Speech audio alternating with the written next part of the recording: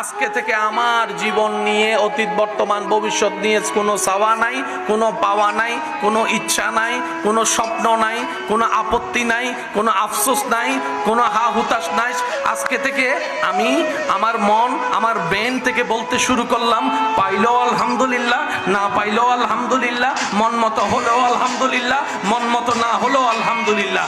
আমার চাওয়া যদি পূরণ হয়, আমি আজকে থেকে যদি একবার আলহামদুলিল্লাহ বলি, রবের দরবারে একটা বার যদি শুকরিয়ার সিজদা দিই, আজকে থেকে আমার মন মতো কোনো কিছু না হলে আমি ডবল সিজদা দিব, ডবল শুকরিয়া করব। জগৎ আপনাকে জিজ্ঞেস করবে, তুই কি বেটা পাগল হয়ে গিয়েছিস? চাইলি একটা, রব দিল আর একটা, তুই এতে খুশি কেন হয়ে গেলি? আপনি আশেক হয়ে উত্তর দিবেন, প্রেমিক হয়ে সেদিন উত্তর দিবেন, যেটা পূরণ হয়েছে সেটা আমার চাওয়া ছিল, আর যেটা পূরণ হয়নি দিয়েছেন রব, সেটা রবের চাওয়া ছিল, রবের চাওয়া ছিল। আর